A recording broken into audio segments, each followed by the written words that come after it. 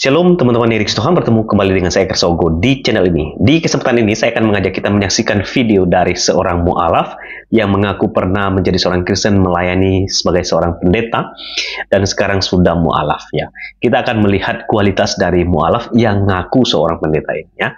Mari kita simak video berikut ini. Yesus dibawa oleh Roh ke padang gurun dan dicobai oleh iblis. Waktu itu Tuhan Yesus berpuasa 40 hari 40 malam lamanya, maka laparlah Yesus. Jadi saya kaget, Tuhan saya baru berpuasa 40 hari 40 malam kok lapar. Sedangkan di umat sebelah, taruhlah Islam, itu belum pernah ada. Kalau saya nanya ke teman-teman, nah Tuhanku nggak ada lapar dan lain sebagainya. Dan juga Tuhanku belum ada cerita tentang makan dan minum. Kalau di konteks Nasrani kan ada makan dan minum ya, gitu. Ya, terus tidak hanya itu, di Lukas pasal 4 ayatnya kebetulan sama 1 dan 2. Di sini setelah pulang dari Sungai Yordan, maka Yesus dibawa oleh Roh ke padang gurun dan dicobai oleh iblis. Di sana dia 40 hari lamanya tidak makan apa-apa, maka laparlah Yesus. Nah, di sini ada dua konteks tentang puasa, tapi ceritanya berbeda. Satu menceritakan Yesus dibawa oleh Roh ke padang gurun, setelah itu berpuasa 40 malam, 40 hari 40 malam, baru lapar. Satu konteksnya sepulang dari Sungai Yordan, dibawa oleh Roh ke padang gurun, dicobai iblis. Di sana tidak makan apa-apa. Tidak makan apa-apa itu bagi saya, konteks saya bisa macam-macam. Mungkin, mohon maaf ya, misalnya kalau tak uraikan supaya gampang dicerna, orang sekarang misalnya, Pak Bambang kesini tidak makan apa-apa, bisa aja bawa duit tapi nggak ada orang jual, tidak makan apa-apa. Terus punya duit, juga ada yang jual tapi pengen ngirit, juga bisa nggak makan apa-apa. Nah, pokoknya banyak hal tafsirannya. Tapi andai kata ini konteksnya puasa, berarti menurut Lukas dengan menurut Matius, puasanya 140 hari 40 malam.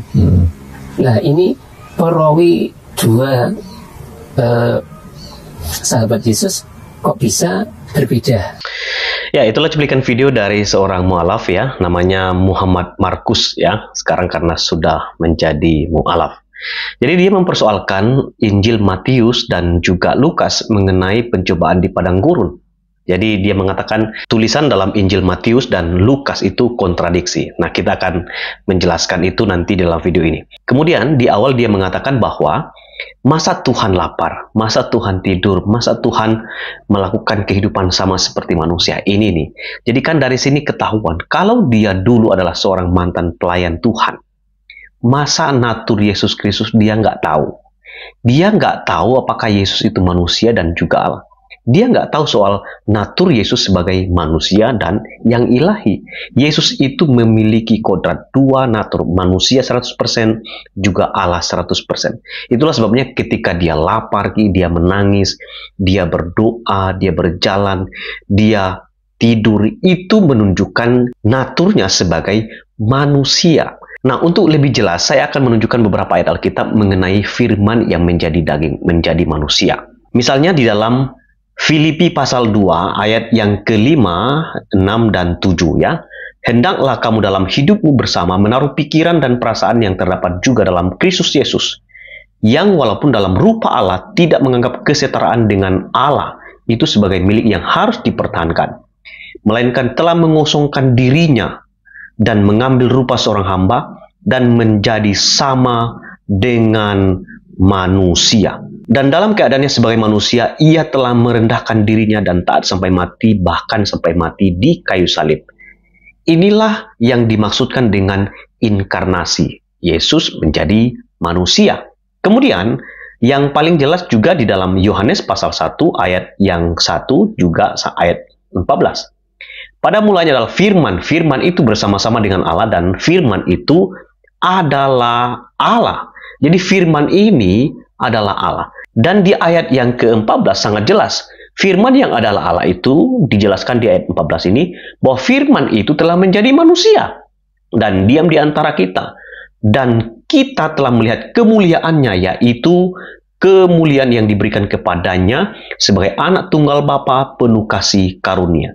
Jadi firman itu telah menjadi manusia. Jadi tidak heran ketika Yesus mengalami seperti apa yang dialami oleh manusia. Tetapi ingat, Yesus ketika menjadi manusia, dia adalah seorang pribadi yang sempurna tanpa dosa. Itu kalau bicara soal mengapa Yesus mengalami hal sama seperti yang dialami oleh manusia, seperti lapar, tidur, dan lain sebagainya. Kemudian teman-teman, dia juga mempersoalkan ayat Alkitab yang ada di dalam Lukas dan juga Matius. Katanya ini adalah ayat yang kontradiksi. Coba kita perhatikan. Dia mempersoalkan ketika Yesus berpuasa di ayat Lukas pasal 4 ayat 1-2. Yesus yang penuh dengan Roh Kudus kembali dari sungai Yordan. Ya, kembali dari sungai Yordan, lalu dibawa oleh Roh Kudus ke padang gurun. Sementara katanya di dalam Matius pasal 4 ayat 1-2 itu tidak ada. Ya, maka Yesus dibawa oleh Roh Kudus ke padang gurun untuk dicobai. Ada perbedaan di sini.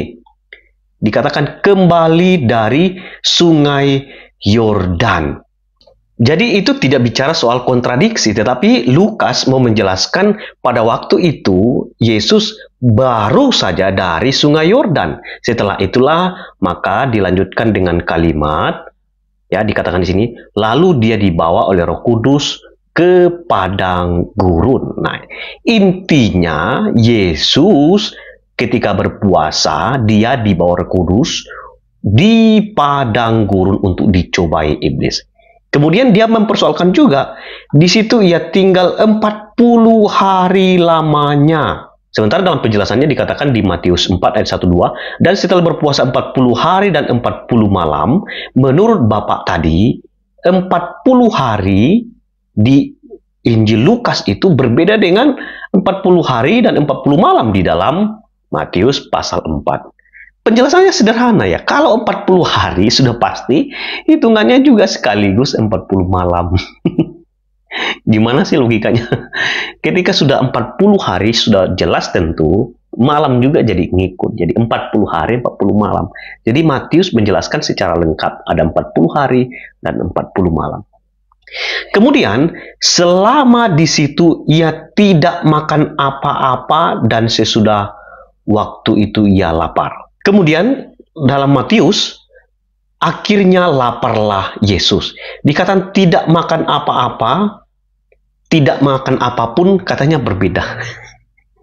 Jadi sama, ketika Yesus dicobai di padang gurun, Yesus berpuasa 40 hari, 40 malam. Dan tidak makan apapun atau tidak makan apa-apa. Itu artinya sama Bapak Markus. Anda ini seorang mantan pelayan. Masa itu saja Anda tidak mengerti? Dari sini membuktikan bahwa Bapak bukanlah seorang pelayan Tuhan. Bukan seorang yang mengerti kitab suci.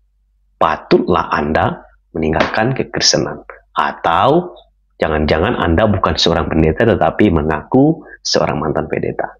Ya, kiranya video ini boleh memberikan edukasi bagi Anda dan juga memberi informasi mengenai status kemu'alafan seseorang. Kualitasnya Anda bisa lihat ya. Itu saja, kiranya video ini boleh menjadi berkat. Sampai ketemu di video selanjutnya. Shalom.